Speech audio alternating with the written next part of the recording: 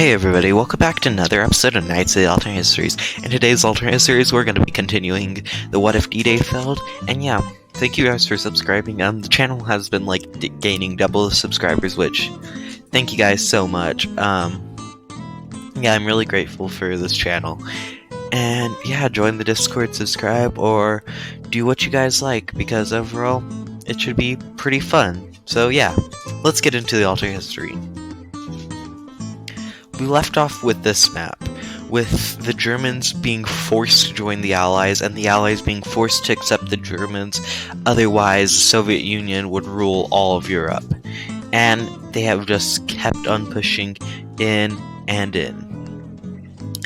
Now, there's basically no point, and the Soviets have massed their forces and are just pushing. The Allies just need to defend. But now they would have the best German leader on their side, Erwin Rommel, now being crowned the Führer of Germany after Hitler's troop assassinated him in the previous video. He would have strategies. The US would be fine with him, the British would be happy that the man who basically destroyed their entire fleet during D-Day is now on their side, and the French being mad that the man who just basically took over their entire country is now the leader would be mad. Though, despite his tactical genius, he would take the northern forces and try and push through to get to Berlin and try and put some pressure off of there, but the Soviets would keep on pushing south, till Rommel himself would be forced to drive down. The Soviets' force would just be starting to get spread thin, but now the Germans would have the Maginot Line. And they could use it quite well to their advantage, because they knew what they were doing. Meanwhile, in Italy, with Stalin's obsession on taking over Paris, as he said to the Allies' powers after that Tsar Alexander made it all the way to Paris, would start losing focus and would amass his troops on the Maginot Line and prepare for a giant breakthrough, and Rommel would be commanding the defending force. And they would be totally outnumbered. 16 to 1 almost, or I'm being dramatic. But this would be one of the hugest armies that the Soviets had ever raised, and now they would just all be coming for them. So a few Germans and Americans would hold the Maginot Line under Rommel's command, and overall, they would break through. The Soviets would break through, but then Rommel would quickly close up with the panzers, and this would cause just a chain reaction. Now that Rommel could finally use his panzers most effectively on ground that he had been studying for years and training on, overall the Allied success would be huge, because a huge problem with the invasion of Germany wasn't that the Germans were putting up that much resistance, but they didn't know the land. Now they knew the land because they were fighting with the Germans, and this would be successful. Soon, they would get into Yugoslavia, but they would retake Berlin, which is good, but Yugoslavia would be terrible for them, as the partisan rebels there were communists and created their own independent communist government. They would be one of the few nations that freely joined the Comintern and wouldn't see themselves as an occupied power. Meanwhile, paratroopers would land in Norway and would start pushing down, and the Yugoslavians would defend horribly. Once again, the Soviet army would have just collapsed by now. There would be really no point, and the Soviets would start losing hope. But Stalin would send troops to Norway just trying to find one advantage, but the Zerg Rush would no longer work as he lost so many men across the Maginot Line and to Rommel's panzers that he basically had his hands tied. And Rommel, now the Allies seeing these horrible concentration camps, would quickly start handing in German officers, even the few that worked for the Soviets, like Himmler, who would quickly turn coat if they had the chance. And the Nuremberg trials would still be a thing, though now there would be Germans judging Germans, and Russians getting judged by all the Allies too. Soon, almost all of Poland would be liberated, and almost all of Germany would be liberated as well. Though Germany would still have to surrender a lot of its land that it gained in these wars, and that would be an ongoing thought in the mind, but who could care about that? Because meanwhile in the Caucasus, through Iran, they have been invading Ukraine and the Caucasus Mountains, and soon Stalin would be teleported behind him. Nani? Soon the Yugoslavian partisans and the Soviets that were fighting around him would get encircled, and that would be a slow, crushing defeat.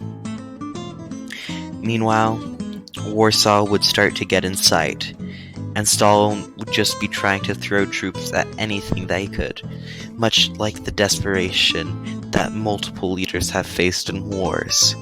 Though, something would be different about Stalin. Most leaders would try to run.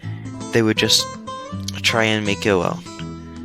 But no one could do anything about it. Overall, it would just be horrible.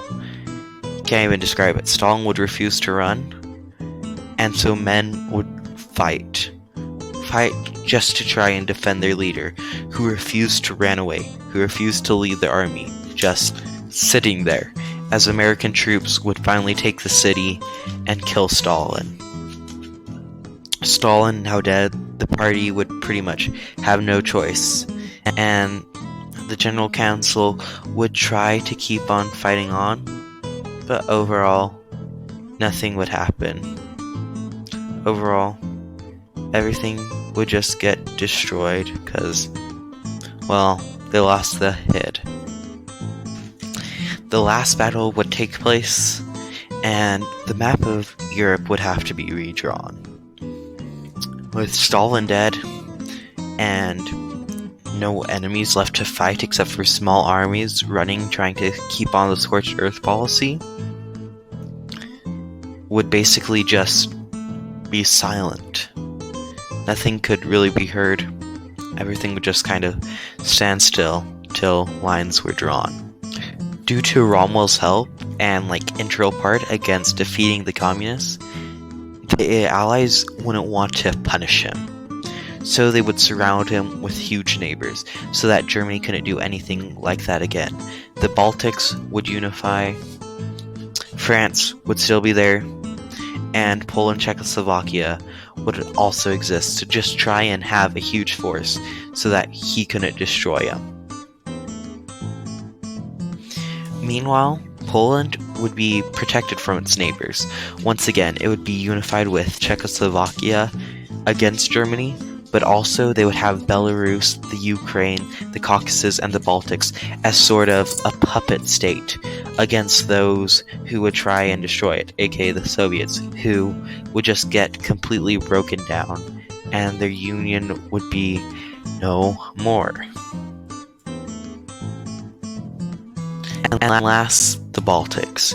Croatia would be the number one power, and if fearing Italy's invasion again, they would give another puppet state called Venice, as we can clearly see, as well as Bosnia would be intact, but also Serbia would have to be split up, and Kosovo and North Macedonia would gain their independence from it, and Bulgaria would also be harshly punished by southern Serbia, gaining a lot of their land. A European Union would have to be made, with America being a strong ally of it and proponent for it, though it would be made up of a lot of different nations. Italy would straight up refuse to join, as they felt cheated at the loss of Venice. Spain still under dictatorship, and most of the Baltics sort of angry at how the war turned out for them. Hungary would be the number one who would just not join at all. Hey everyone, this was a fun video to make.